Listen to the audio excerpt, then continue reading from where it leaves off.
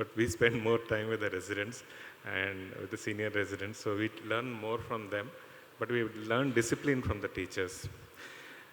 With Professor, it's an honor for me to be selected as orator for Professor Raja Reddy. I didn't know Professor Raja Reddy personally, but from the first year, my first encounter was with a paper from Professor Raja Reddy. Professor Das, he wanted me to do an anatomy study on circle of Willis. And he gave me a paper of Professor Raja Reddy. And then he told me, but then he said he has published, you have to get it. So that time we didn't have internet and all those. So I wrote a letter to Professor Raja Reddy and he sent me a reprint of that article which he published.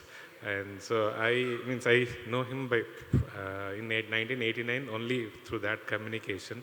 I didn't know that I had to come back to Hyderabad 95 and meet him again as a consultant. And then, and that was not the end of the story of contact. After 95, I was struggling to find a fellowship in US. And one day suddenly he called up and he said, you come to hospital, to Apollo Hospital. Then I went there. Dr. Guttikonda had come there, and Dr. Guttikonda was a chairman at Wayne State University Skull-Base Surgery and Vascular, and he introduced me to him, and then I got the fellowship and went for a fellowship. And though I didn't do, sir, on cadaver, because I was attracted with Professor Sastri's cadaver lab, animal lab. I did on stroke, on ischemic stroke in rats. But then my contact with you has been from 1989, from the day I joined neurosurgery. I selected to talk on aneurysm because my fellowship was on skull base and cerebrovascular. I know this is a mixed crowd, that a lot of neurologists also will be there. So it's not on surgical, though I'll tell half of my talk is on surgery, but it's on whether to treat aneurysm or not.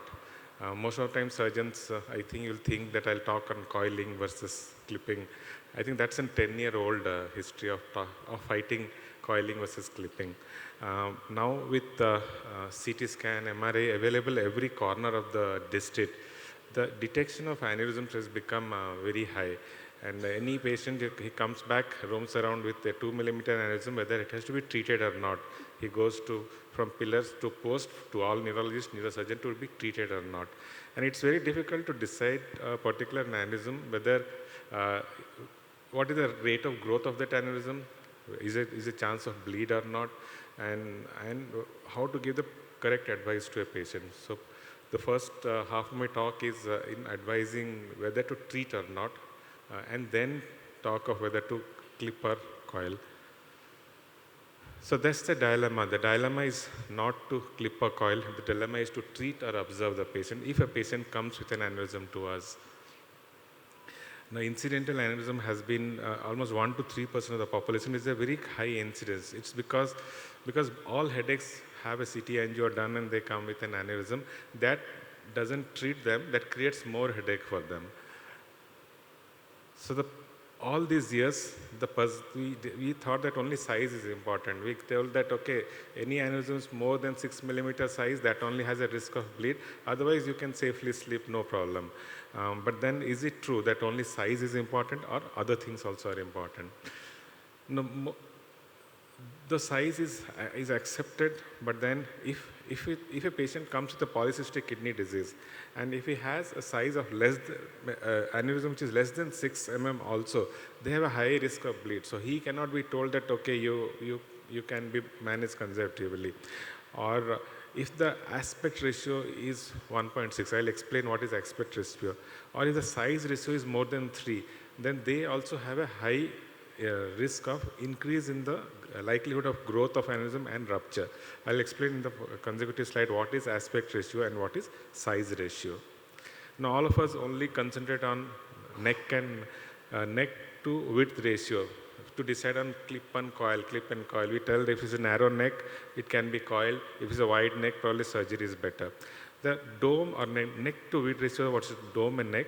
This is the neck.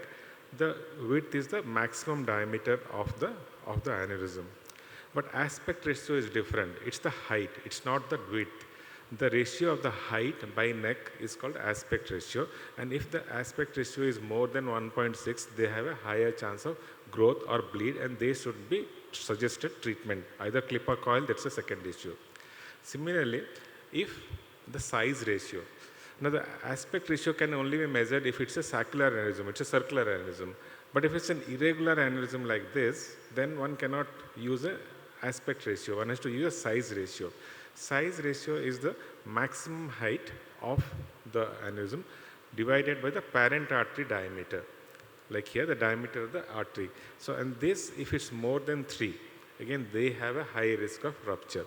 So, it's not only size what we calculate, we see the patient that in the size 6, more than 7, you have to go for treatment.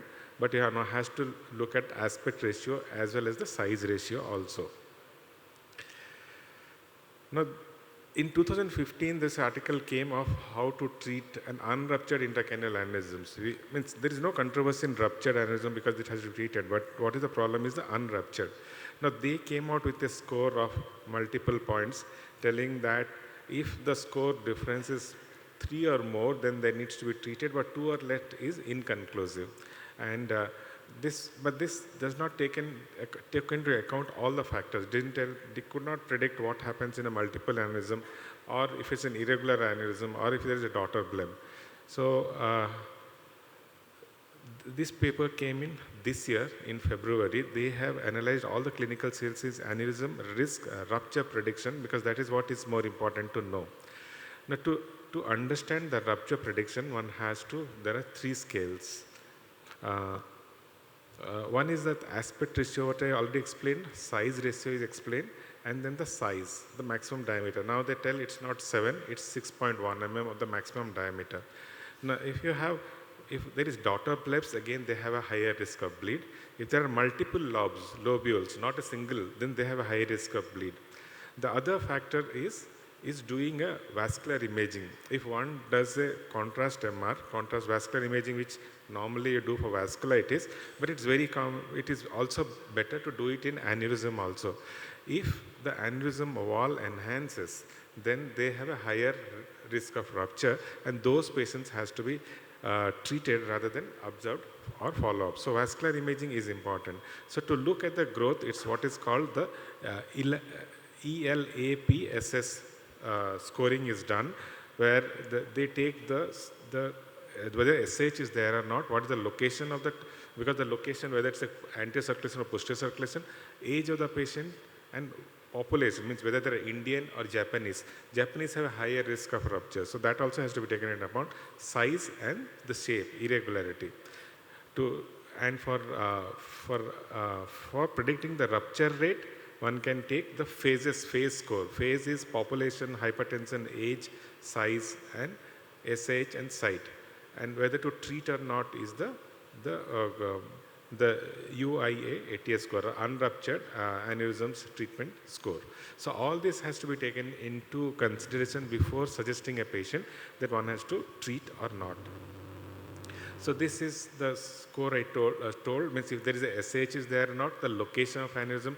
Depending on the location, you can see here ACOM has a higher point compared to the ICA or MCA.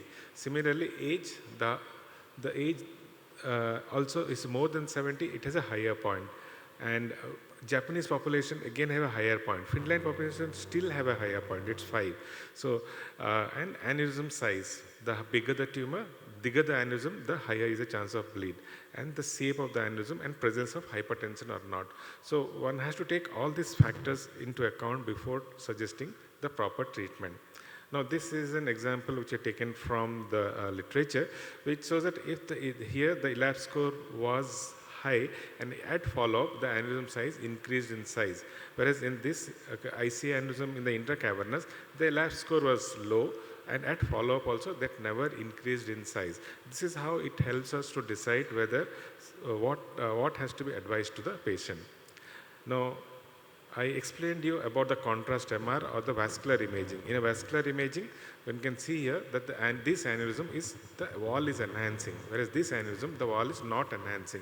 So if it's an enhancing wall in a vascular imaging, suggests that they have a high chance of bleed. Similarly, one can do a flow study, CFD. In a flow study, one can also show which part of the aneurysm has a high stress, and if there is a higher CFD value, those patients again have a higher chance of bleed.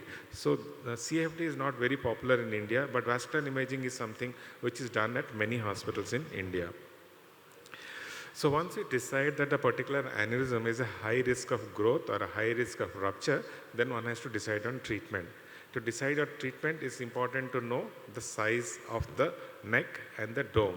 And if it's a narrow neck like this, and then it's good for coiling, but if it's a wide neck, it's better for surgery, or one can use flow diverter. But in flow diverter, one has to give double antiplatelets lifelong, then it is more expensive. So if you have a broader neck, probably one suggests surgery. Now I'll take, so when you decide surgery, there are two kinds of procedure, endovascular or microscopic. I'll only discuss about microscopic from the cases which you have done over the past 20 years. Now there are many techniques. Normally aneurysms, this morning Dr. Prasad also spoke, Dr. BCM Prasad and Dr. Ramesh spoke on clipping of aneurysms, but it's not only clipping. We get, when endovascular people come, they will tell they have 10 techniques, 10 types of catheter, 10 types of flow diverters.